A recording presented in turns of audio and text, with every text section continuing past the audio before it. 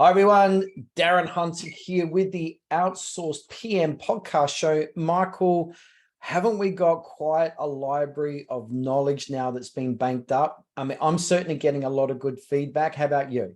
Yeah, I can't believe that we're over 20 episodes in the podcast, pushing up to 30. It's fantastic. Feedback has been amazing. I get people calling saying, I've listened to every one of your podcasts, and we don't think about how many people this reaches and touches. It's a great toolbox, isn't it? I mean, podcasts are a great platform to educate people while they're out driving in between appointments or out walking at the gym or whatever. And it's a great way to connect with us too. So, today, Michael, I think we want to dissect the cost of and the true cost of employing someone in the office as opposed to the true cost of getting those same tasks done by a virtual assistant, and really examining the differences there so we can get a true perspective of how much benefit a virtual assistant can bring to your office. But firstly, Michael, hasn't the world changed, since January 2020, or I should say from 2020 to now, the world has changed. And what are you hearing out there again? What's the constant message you're getting from bosses around getting quality staff? I hear constantly that it's impossible to find good quality staff, and those that are just coming into the real estate marketplace with no experience are demanding what experienced property managers were asking for. And we're seeing experienced property managers leave the industry because they've just had enough. Yep. They're burnt out, they're overworked, and it is just a vicious cycle out there. The staffing crisis is getting worse. It's just getting harder and harder and harder.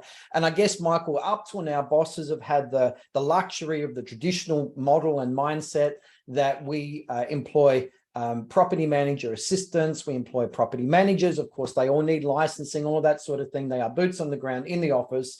Most, if not all, need to be having access to a card and be going out doing inspections, rah-de-rah-de-rah. But we've already, understand, and everyone can, agree that that model is greatly under pressure.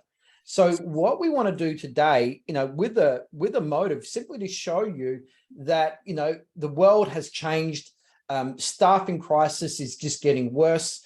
But also, Michael, haven't we seen a digital revolution? There's all sorts of revolutions that have happened over the last few hundred years. The printing press, that brought a revolution. The telegraph cable, that brought a revolution. The railway brought a revolution, and the internet brought a revolution, and so did COVID. And it really opened a lot of business owners' mind that tasks don't necessarily have to be done at an office location. Yeah, and you don't want to kind of have everyone eat humble pie at the end of the day either. But the amount of property managers pre-COVID that said, I'm not going to do video, I'm not going to do virtual tours, I'm not going to automate how we do application processing. Like all these people that were firmly saying, I will not change, bang, COVID hit. And now people aren't doing reference checks because it's all automated. They're doing videos and virtual tours because it saves them time. All these processes and automations are coming in because they're finding that they want to be focusing on what matters, which, it's customer service and income producing tasks. But pre-COVID to now, what a change.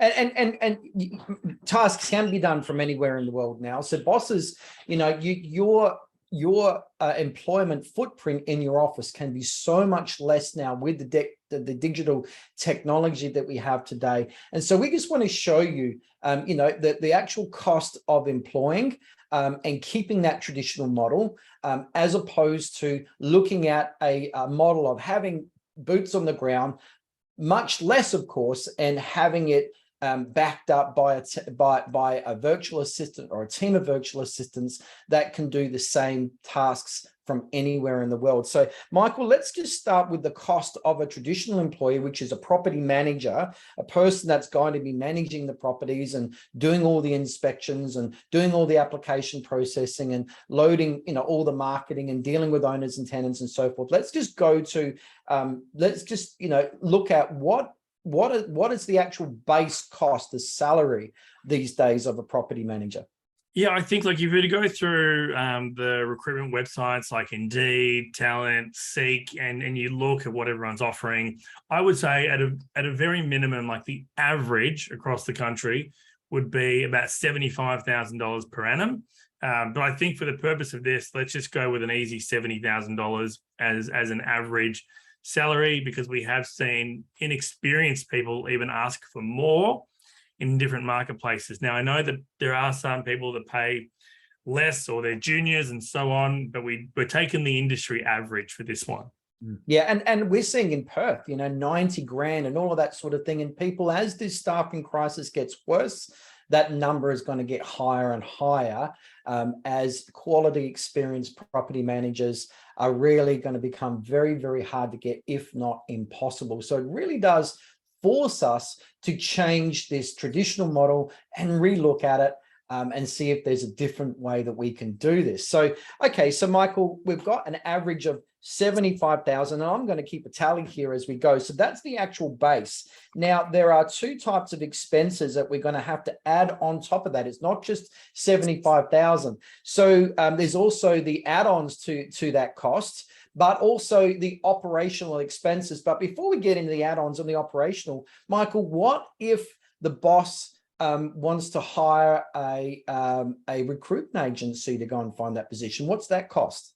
Yeah, I mean, that could be somewhere between 10 and 20% of the annual, of the overall annual salary of that particular team member. So if you're looking at, $75,000, potentially you're looking at $10 to $15,000 just paying them a fee. Yeah. I mean, I've seen reports that it could cost people up to $23,000 to go through the recruitment process if they outsource that to a recruitment agency. Yep. And the internal costs of recruiting someone could be between, $3,000 and $10,000, depending on the time involved, the application, all going through all the interviews and so on. It can be really costly.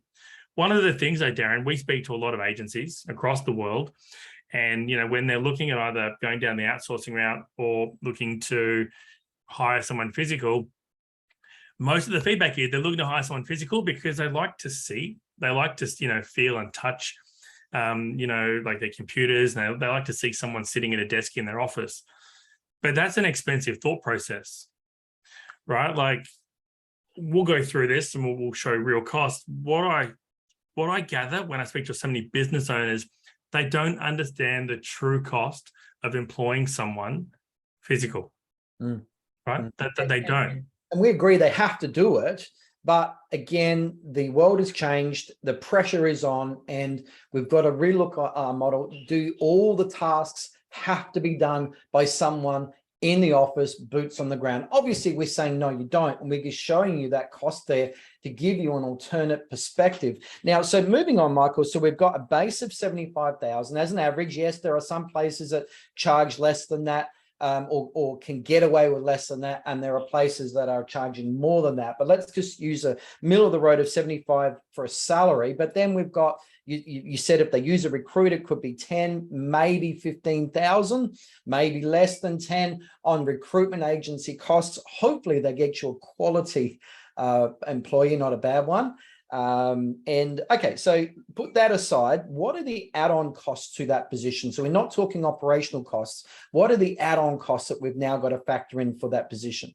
Yeah, so like we'll reference them as statutory costs, right? The things that you just cannot avoid having an employee. So one, you'll be looking at the superannuation. So, that keeps pushing up. Let's use 9.5% as a benchmark there. So on 75,000, you're looking at $7,125, right? Yep. Just on super. So that is an additional cost to the 75 grand. All right. So now we're up to 82,125.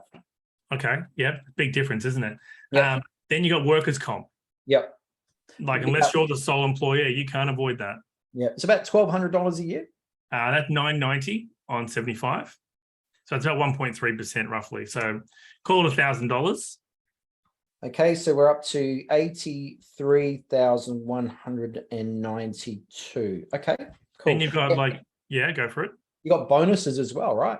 Haven't even touched that yet. You're looking at annual leave. Annual leave is about $1,000. Annual leave loading is about $1,000 a year. Okay, so up to 84,192. And then you've got a silent one. This is the long service leave, which people don't really think too much about until it hits them, especially those smaller to medium-sized businesses. That's about $890. So call it $900 a year based on that salary. Okay. Well, I'm going to leave just for the sake of the exercise, because I don't want anyone accusing us when we get to this final shocking figure that we're going to show you what you're actually paying per hour altogether. Let's just go, just swing on to the conservative side. So we'll leave that one out for now. All right, no problem. Now, depending on the size of the business, payroll tax may be applicable. You are looking at about $4,000 just in payroll tax to have that person, depending on, on the size of the business. But if you have payroll tax, you're looking at about another $4,000, right? These are just statutory costs. Yeah. I'm going to leave that one off too, because I know probably a lot of the businesses, small to medium-sized businesses, probably don't have payroll tax. So no, that's fine. Even when you leave that off, Darren, it is a starking figure. Yep. So then from there, you're looking at those other costs, right? The operational costs. Yep.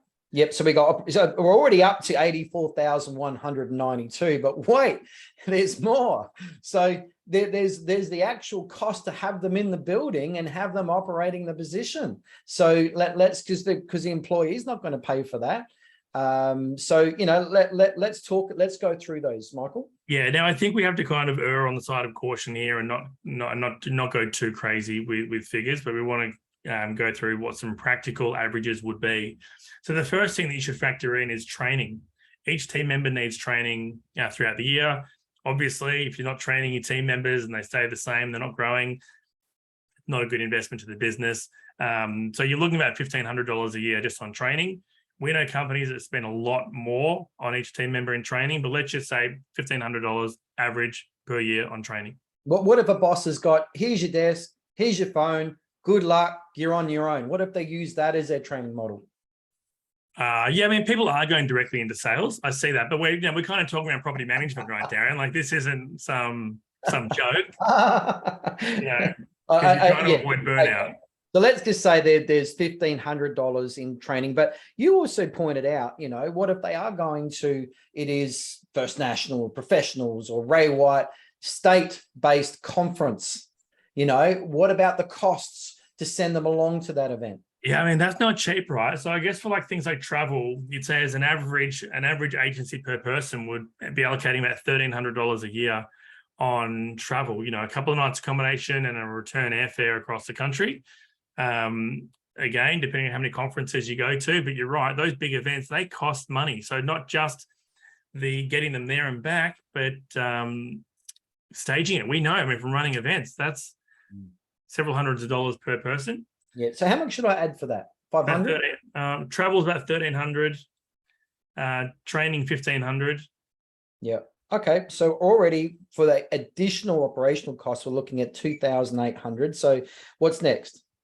So we'd have amenities. So amenities, would be that, there are costs to turn the lights on, gas, water. Yeah. And again, you're breaking it down per person. It's about $50 a year per person, roughly. Could be more, could be less, but so $600 per year. What about mobile phone? Mobile's about $500 a year on average per person. So with amenities, that include internet?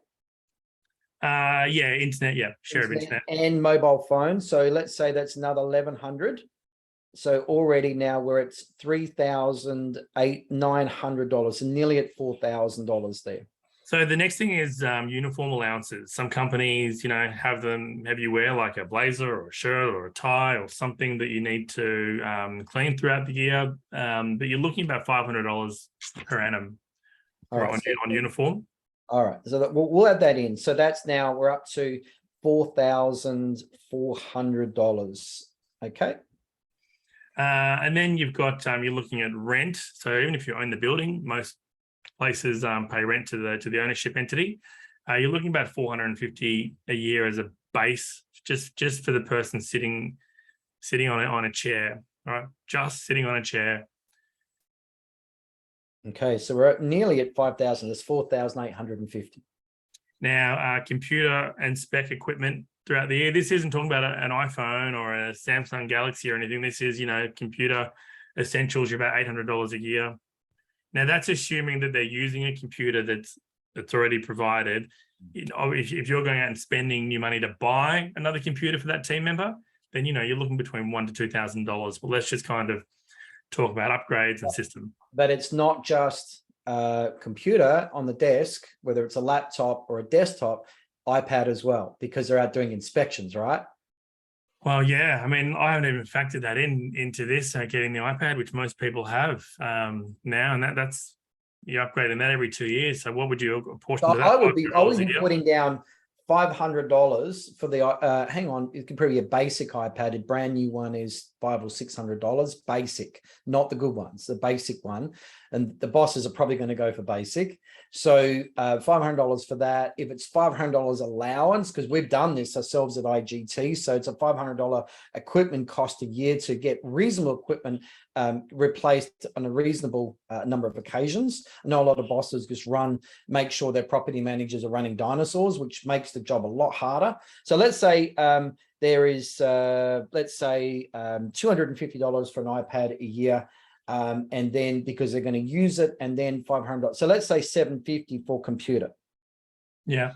All right.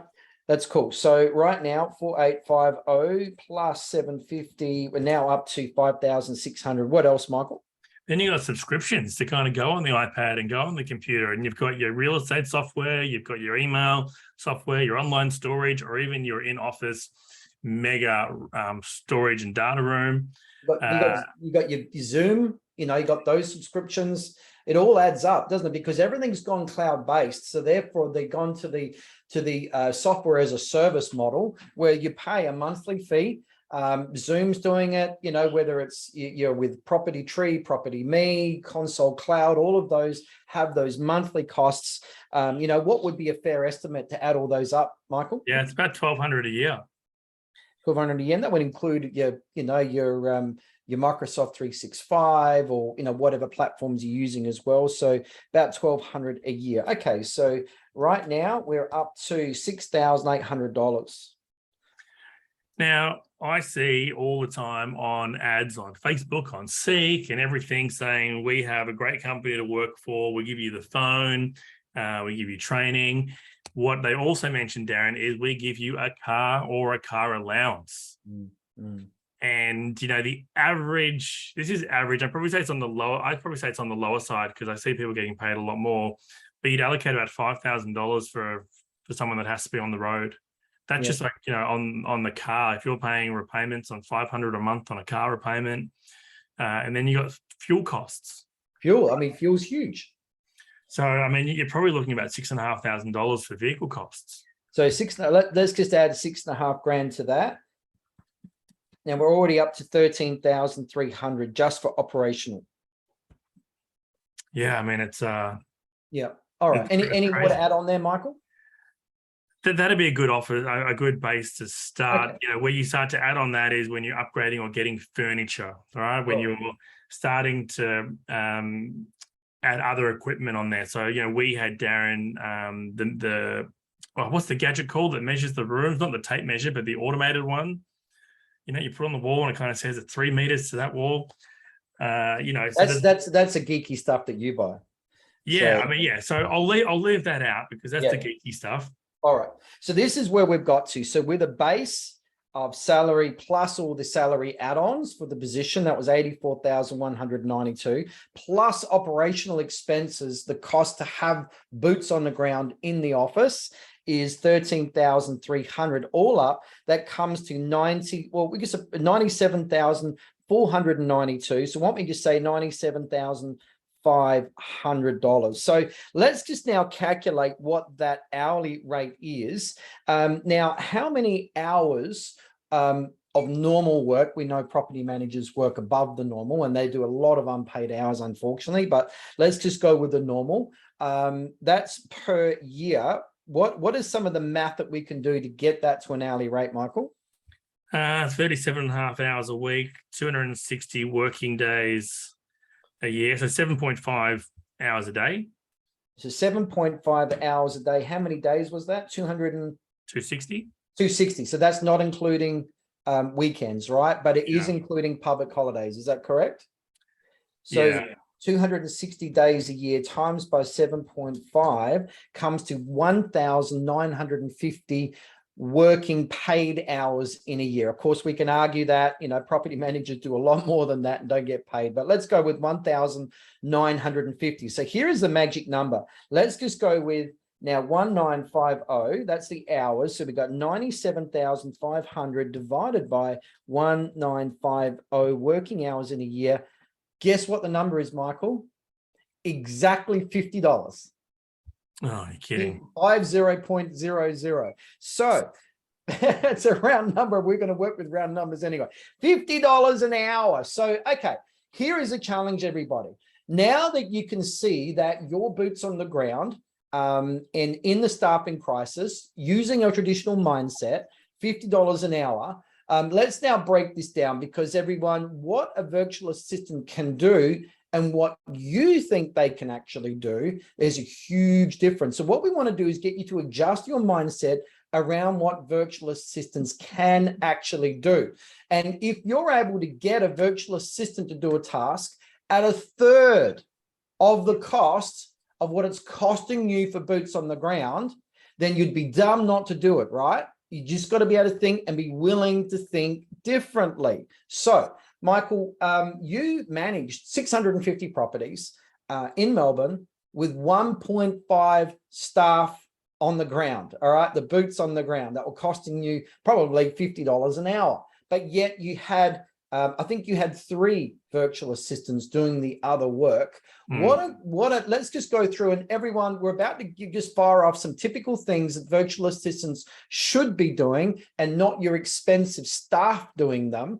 And this list you can actually get by going to teamsbydesigntasks.com. That's teamsbydesigntasks.com for up to 30 things you'd be getting a virtual assistant to do and not your expensive boots on the ground to do. So, Michael, what are typically some of those things that people would find on that list? So first thing everyone needs to do is write down all the tasks that are physical and non-physical. Okay, so obviously a virtual assistant can't get in the car, can't turn up and meet an owner.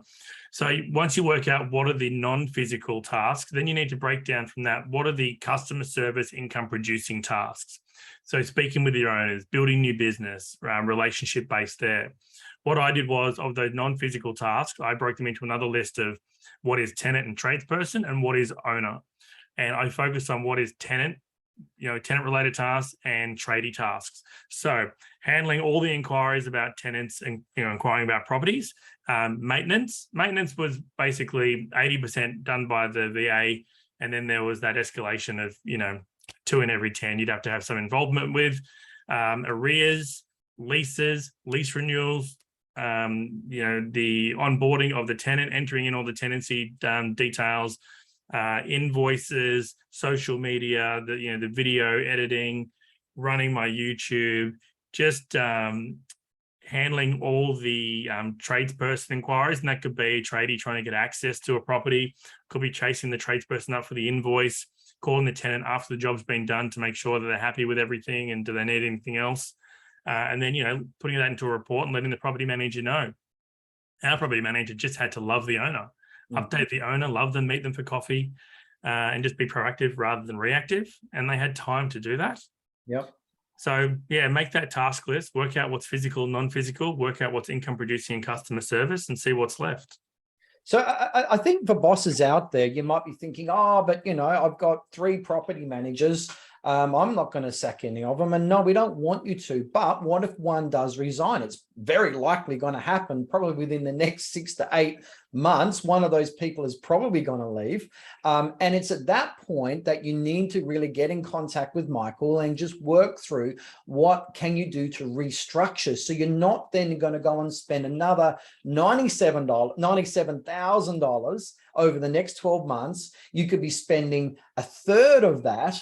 And you just need direction and help and having your mindset cracked open to what is actually possible. And should you do that, you might be saving yourself, $60,000 a year, which I'm sure that you would find quite handy if you're able to simply look at a new way of doing it. So, Michael, for people to get in contact with you, we just encourage people to get in contact with Michael, have a chat about what restructuring does look like, how that's possible, and what are the typical tasks that you could be outsourcing, or even if you just wanted to look at taking or getting a virtual assistant on board right now, what's the best way to get in contact?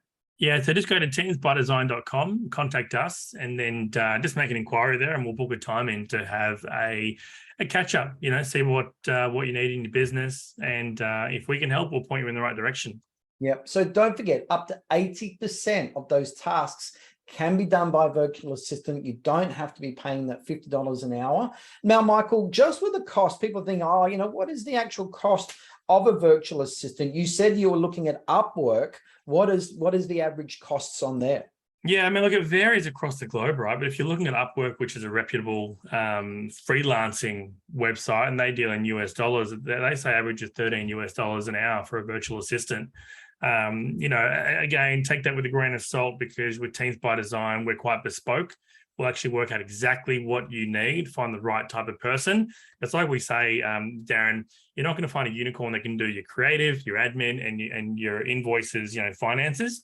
So we work out people's strengths, how they can be applied to your tasks, and if you need to have a different structured team. There's not one size fits all, and we appreciate that. So it's a good example, Upwork, but we'll do something quite bespoke for you. And Michael, I think it's important for everyone to understand that you've got to have a management company behind you, and the right one as well. Of course, with Teams by Design, their focus is property management. We encourage you to go back into the episodes that we've done already. Have a look at the biggest mistakes that management companies make. Also, the big mistakes of doing it yourself. You might think, well, I can save a lot of money by getting my own virtual assistant. Well, there's a lot of issues and problems in the way. And just to the fact that there's another podcast, Michael, of 11 different checkpoints you guys go through with hiring, you can show how complex the task can actually be. So just encourage you to go and have a look through the library of the episodes that we've already done, but also get in contact with Michael, have a chat about how restructuring can work in your business. Michael is actually an expert with team restructuring, whether you're using virtual assistants or not. That is what we do. So, get in contact with us. But Michael, I think another really good episode there. Yeah, I mean, even when we talk about it again in the podcast, it still surprises me just how much the true costs are of having an employee. Yeah, absolutely. Well, we've nailed that one. We'll add it to the toolbox, everyone. Don't forget, go to teamsbydesigntasks.com for the 30 different tasks that you can definitely outsource to virtual assistants in your business. And take care, everyone.